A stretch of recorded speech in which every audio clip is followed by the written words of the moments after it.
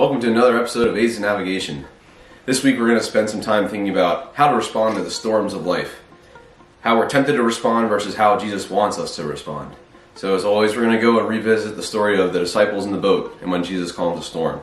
So this is found in Matthew 8, verses 23 through 27. Then he got into the boat and his disciples followed him. But suddenly a furious storm came up on the lake so that the waves swept over the boat. But Jesus was sleeping. The disciples went and woke him, saying, "Lord, save us, we're going to drown." And he replied, "You have little faith, why are you so afraid?" Then he got up and rebuked the wind and waves, and was completely calm. The men were amazed and asked, "What kind of man is this? For even the winds and the waves obey him." So we probably have all heard this story, and the response of the disciples is no surprise. They respond with fear. And Jesus rebukes them because he wants them to have a response of peace. He wants us to respond to the storms of life with peace. So let's take a look at what the disciples got wrong. One was how they viewed God, and one was how they viewed themselves. So when they viewed God, it says, we read that, "But Jesus was sleeping," and then they come to him with the panic. They thought God, Jesus right there, God in flesh, was sleeping, not aware, not concerned with what was going on, wasn't aware of their suffering. And they also believed that he was probably not willing to use his power, otherwise he'd be awake, right? Because if he showed that care, they would see his hand and his power working through that the entire time, but they didn't. And so they started to panic. So that was where they viewed God incorrectly. And they also viewed themselves incorrectly. You notice they weren't afraid when everything was going well. They became afraid when they started to lose control. Because when you start to lose control, you've assumed that you've had control for all this time prior to that. And so when you start to lose control, you start to freak out. So they've assumed that they have control over their lives. That is the first error.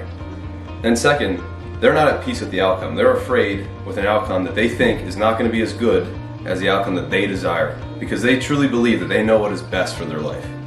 And so these two errors, believing we have control and believing that we know the best thing for our lives, is the error that we make when we're looking at ourselves in relationship to the suffering around us.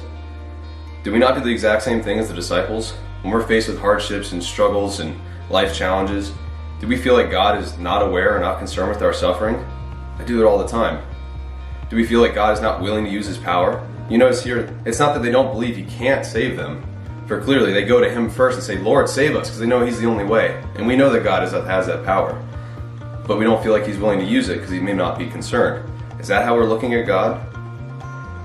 And about ourselves, do we feel like our plan, our desires, is actually the best will for our life? Or do we acknowledge that that probably isn't the best plan, and that God's plan is far, far greater? Do we feel like we have control over our lives in those moments?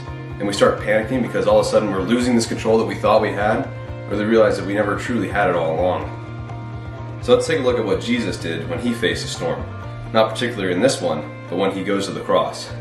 I'd say that's quite a storm. He gets betrayed, falsely accused, beaten, mocked, flogged, and then led to the most humiliating execution you can imagine. So what did he do? The entire time, he trusted that God was awake, that God was caring, that God was concerned what was going on, that he was watching the entire time, and that not a single part of it was happening without God's will and plan. He acknowledged that he wasn't in control at the Garden of Gethsemane. He cries out a desire, "Lord, Lord, take this cup from me. Don't let me go through the suffering, but not as I will, but as you will be done." And so he acknowledges that ultimately his desires may not in fact be the best plan from his human standpoint. And he realizes that God is in control and he will submit to that. And he does this all the way unto the point of death. It's amazing. He had peace, allowing him to wait patiently for God's promise. And God was watching with the best plan possible and rewarded him even after his death. He resurrected him and brought him into his presence, and now he seated him above every other name that is to be named. And he's appointed a day now where he will return and receive the authority of the kingdom of the entire world, and every knee will bow and confess that Jesus Christ is Lord, and we will magnify him for eternity. The greatest humility, the greatest trust that Jesus could show was rewarded with the greatest reward. And he wants to do the same thing with us. Humble yourselves, therefore, under God's mighty hand. At the proper time, he will exalt you. And now we have to do that same thing. And so that's why Jesus can tell us in Luke 21, 16 through 19, that you will be delivered even by parents and brothers and relatives and friends, and some of them will even put you to death. And you will be hated for my name's sake, but not a single hair on your head will perish. How can you say that? You'll be put to death, but not a single hair on your head will perish? Well, Jesus lived these entire verses. In verse 19 says, "By your endurance you will gain your lives." Through his endurance, through his patience and trusting God's promise, even though he died, he faced that death and was hated by all, he didn't lose a single hair on his head, and he was in God's hand the entire time. Instead of anxiety produced by the pressure to perform, we can rest in the peace of God's promises like Jesus did.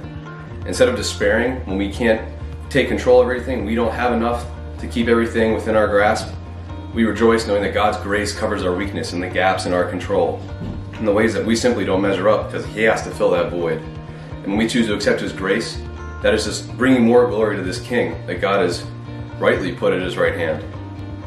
So when you find yourself with the waves crashing over the boat, are you going to freak out and panic and turn to fear and despair, or are you going to have peace trusting in God's promise? Do you really believe that He has the power to silence all of that with a single word? I had a really cool testimony just from this last week that really taught me that God can do this. In fact, as He says, I was getting measured for my medical record review for flight school, and I went in to the doctor and he's flipping through everything's looking good, and then all of a sudden he says, "Your hip to knee length is 2 centimeters too long for the Navy standards." I was like, what on earth? Well, this is a moment where I could panic, right? If I felt like I was in control, I'd be pretty stressed out here. I really had a moment to lose it and throw a fit before God. But remembering this story, I was like, I'm not going to be the disciples in the boat. And I prayed and I gave it up to Him. And I was content with the outcome that maybe this isn't God's best plan. And that was hard to come to. But one day later, a new ALCOS came out saying that everyone in the Coast Guard needed to be remeasured. So I went in the very next day, got remeasured, and look at that. My knee to hip length is actually 2 centimeters longer than I thought it was. I'm like, oh, great. But that ALCOS also had a new measurement standard, and I actually meet that new standard. So in one single day, God took that entire storm and quieted it. And all I had to do was trust, right? That wasn't going to change the outcome. Me freaking out wasn't going to do anything. For we can't add a single hour to our life, so why do we worry about these things? So I just want you to take some time this week to think about and meditate on preparing for that moment when those waves are breaking over and you feel like you're losing control, and to stop and put your trust in God's promises and in the vertical instead of everything that's going crazy around you and in the horizontal. Have a great week.